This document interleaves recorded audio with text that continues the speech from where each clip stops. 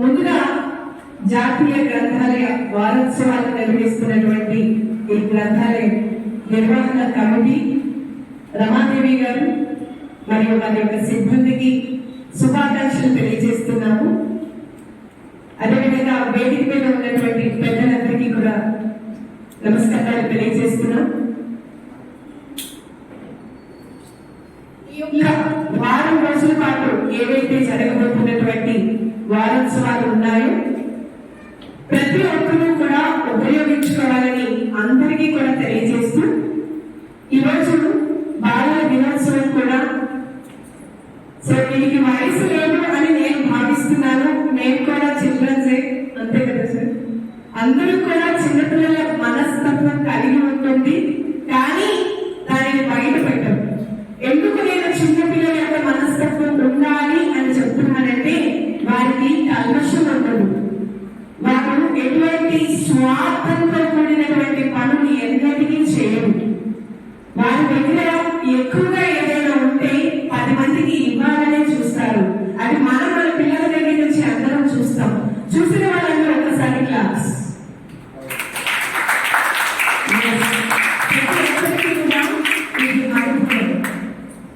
So అందరూ కూడా చిన్నపిల్లల వంటి మనస్తత్వంతో మన సమాజంలో మనకుండేటటువంటి కార్యక్రమాలన్నీ కూడా మనం చేసుకుంటే మన జీవితం, మన కుటుంబం జీవితం, మన సమాజం జీవితం అంతా కూడా బాగుంటుంది.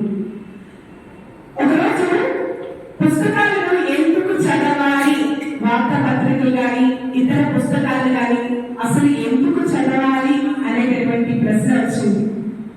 ఈ ప్రశ్నను ఒక టీచర్ని కానీ ఒక తల్లిదండ్రులు కానీ అడిగితే ఇదేం ప్రశ్న అండి అని మొదలుపెట్టి విద్య, కెరీర్ గైడెన్స్ ఇట్లాంటివన్నీ పాఠాలు మనందరికీ కూడా అప్పచెప్పడం మొదలు పెడతారు.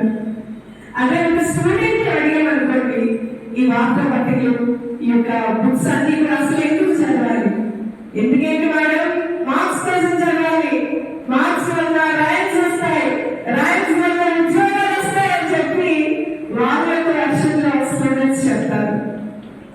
కానీ పుస్తకాలు అసలు ఎందుకు చదవాలి?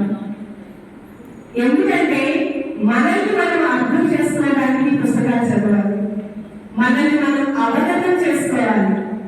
మనకి సమాజంలో చాలా సమస్యలు వస్తాయి, వాటిని గుర్తించడానికి పుస్తకాలు చదవాలి.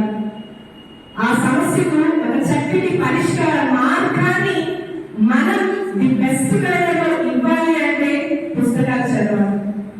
ఇలా ఎన్నో రకాలుగా మనల్ని మనం ఎప్పటికప్పుడు ఇంప్రూవ్ చేసుకోవడానికి, మనల్ని ప్రూవ్ చేసుకోవడానికి కాదు, ఇంప్రూవ్ చేసుకునే దానికి పుస్తకాలు 100కి 150% చదవాలి. కానీ నేటి సమాజంలో అంతా కూడా డిజిటల్ అయిపోవడం వలన గంట క్లాస్ ని కూడా స్కిప్ చేస్తూ చాలా తక్కువ సమయంలోనే డిజిటల్ ని యూజ్ చేసుకొని, ఎలక్ట్రానిక్ గ్యాడ్జెట్స్ ని యూజ్ చేసుకొని పుస్తకాలు చదవడం అనేది కంప్లీట్ గా మానేశాం. కానీ ఒక పుస్తకం చదివేటప్పుడు వచ్చినటువంటి నాలెడ్జ్ ఇంకా ఏ డిజిటల్ ప్లాట్ఫామ్ కూడా ఇవ్వదు. మనకి ఇన్ఫర్మేషన్ తెలుస్తుంది, కానీ మనం థింక్ చేసేటటువంటి ఆలోచన దృక్పథం మెరుగవ్వదు. కేవలం పుస్తకాలు చదివితే మాత్రమే అక్కడ ఉండేటటువంటి ఇన్ఫర్మేషన్ మన బ్రెయిన్స్ కి తెలియడంతో పాటుగా దాని గురించి అన్ని రకాలుగా 360 డిగ్రీస్ లో దాని గురించి మనం విపులంగా మాట్లాడేటటువంటి అవకాశం, అదేవిధంగా ఆలోచించేటటువంటి జ్ఞానం మనకు వస్తుంది. చాలా మంది అనుకుంటారు నేను పెద్దగా జ్ఞానవంతుల్ని కాదు అని. ముఖ్యంగా స్టూడెంట్స్, నేను డల్లర్ స్టూడెంట్ ని లేదా నేను తక్కువ చదువుతాను అని అనుకుంటారు. అది అక్షరాల పొరపాటు, అది తప్పు. ఏ టీచర్ అయినా, ఏ పేరెంట్ అయినా వారి పిల్లలు చదవరు అనేటటువంటి భావనను కంప్లీట్ గా మర్చిపోండి.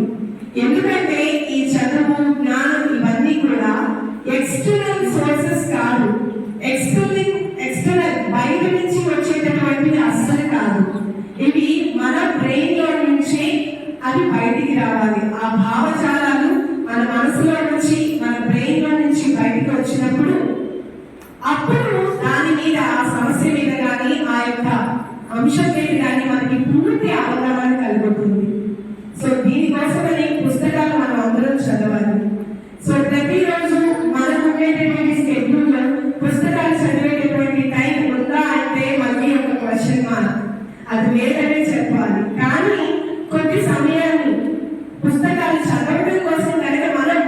వెచ్చిస్తే దాని వల్ల వచ్చేటటువంటి అద్భుతాలు మన జీవితంలో రుచి చూడొచ్చు. ఒక చిన్న పుస్తకం చదవటం వలన మనకి ఎంత జ్ఞానం వస్తుంది అంటే నిజంగా 10 మందిలో మనం ఒక స్పెషల్ పర్సన్ గా కనిపిస్తాం. మేడం మేము వ్యాపారాలు చేసుకుంటున్నాం లేదా మేము ఆల్రెడీ జాబ్ లో ఉన్నాం, మాకెందుకు పుస్తకాలు చదవాలి, మాకు అవసరం లేదు అనుకుంటే పొరపాటు.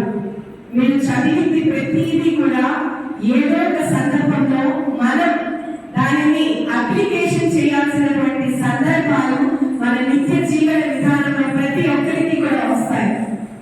సో వాటిని అక్కడ మనం మెరుగుగా ఉపయోగించుకునేటటువంటి సదా అవకాశం మనకి కలుగుతుంది. అందుకని ఈ సందర్భంగా నేను పుస్తకాలను చదువుతాను, మీ అందరినీ కూడా పుస్తకాలను చదవమని చెప్పి ఈ సందర్భంగా ప్రతి ఒక్కరికి తెలియజేస్తూ, ముఖ్యంగా మహిళలు మీకు ఖాళీ సమయం ఉండదు. ఎందుకంటే ఇంట్లో ఉండేటటువంటి డొమెస్టిక్ చోర్స్, ఇంట్లో పనులు చూసుకునే దానికి మీరందరూ కూడా నిమగ్నమైపోతారు. కానీ కొద్ది సమయం మీకోసం కొంచెం టైం స్పెండ్ చేసి బుక్స్ చదవండి. మీకు మానసిక అభివృద్ధి కానివ్వండి, మానసిక వికాసం కానివ్వండి, ఆలోచన దృక్పథం, మీరు మీ ఫ్యామిలీని మౌల్డ్ చేసేటటువంటి విధానం అంతా కూడా మారిపోతుంది. మరి ఈ సందర్భంగా మరొకసారి ప్రతి ఒక్కరూ కూడా ఇక్కడ ఉండేటటువంటి విజయవాడలో ఉండేటటువంటి పౌరులందరూ ఎంతో అదృష్టవంతులు. ఎందుకంటే ఎక్కడ బుక్ దొరికినటువంటి బుక్ కూడా మనకి ఇక్కడ దొరుకుతుంది. ఎస్పెషల్లీ మొన్న రీసెంట్ గా మెగా డిఎస్సి 2025 ప్రోగ్రామ్ ని నేను యాంకరింగ్ చేసేటటువంటి అవకాశం వచ్చింది. గౌరవ ముఖ్యమంత్రి వర్యులు నారా చంద్రబాబు నాయుడు గారు, గౌరవ మంత్రి వర్యులు నారా లోకేష్ గారు, అదేవిధంగా మన మాధవ్ గారు, బీజేపీ నాయకులు, వారందరి సమక్షంలో ఆ రోజు కార్యక్రమాన్ని నేను యాంకరింగ్ చేశాను. అక్కడ నాకు ఒక విషయం తెలిసింది. మెగా డిఎస్సి 2025 లో ఎంతో మంది కేవలం ఈ గ్రంథాలయాన్ని ఉపయోగించుకొని మెగా డిఎస్సి ర్యాంకులు సాధించారు అని తెలుసుకున్నాక నాకు ఎంతో ఆనందంగా అనిపించింది. మరి ఈ సందర్భంగా రమాదేవి గారికి మరియు వారి యొక్క సిబ్బందికి ప్రత్యేకమైనటువంటి ధన్యవాదాలు. ఉపయోగించుకుని కేవలం ఒకరికి ఉద్యోగం రాలేదండి, ఎంతో మంది పౌరులు తయారు చేసేటటువంటి శక్తి వారికి వచ్చింది. అంతేకాదు ఒక కుటుంబం కాదు, ఒక సమాజం మార్పు చెందడానికి జ్ఞానవంతులైనటువంటి గురువులను అందించినటువంటి మహా దేవాలయం ఈ గ్రంథాలయం. దయచేసి ప్రతి ఒక్కరూ కూడా గ్రంథాలయాన్ని ఉపయోగించుకోండి. ఇక్కడ ఉండేటటువంటి పుస్తకాలను ప్రతి ఒక్క పుస్తకాన్ని కూడా మనం చదవాలి, అర్థం చేసుకోవాలి, దానిని మళ్ళీ అప్లికేట్ చేయాలి. ఈ విధంగా మనం అందరం చేస్తే మన లైఫ్స్ బాగుంటాయి. సమాజానికి మనం ఎంతో మేలు చేయొచ్చు. రేపటి తరతరాలకు కూడా వారికి బంగారు భవిష్యత్తును అందించవచ్చు. మరి ఇంత చక్కటి అవకాశాన్ని కల్పించినటువంటి రమాదేవి గారికి, పెద్దలందరికీ కూడా ధన్యవాదాలు తెలియజేస్తూ, జాతీయ గ్రంథాలయ దినోత్సవం సందర్భించి వారోత్సవానికి సంబంధించి వారికి శుభాకాంక్షలు తెలియజేస్తూ నాకు ఈ అవకాశం ఇచ్చినందుకు ధన్యవాదాలు తెలియజేస్తున్నాను.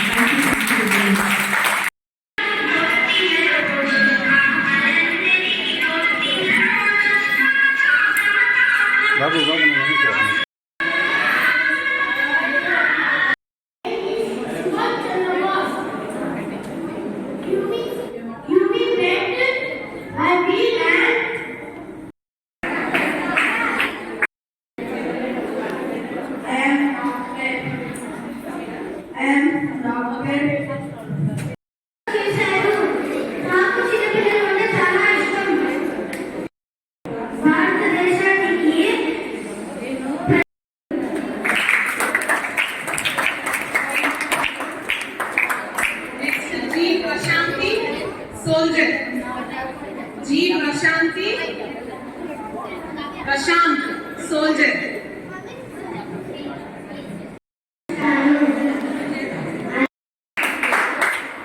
Shashivardhan, next, soldier.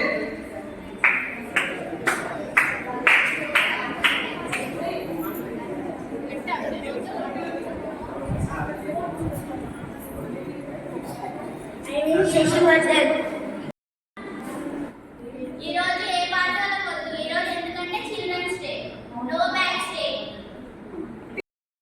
మమ్మల్ని 5 days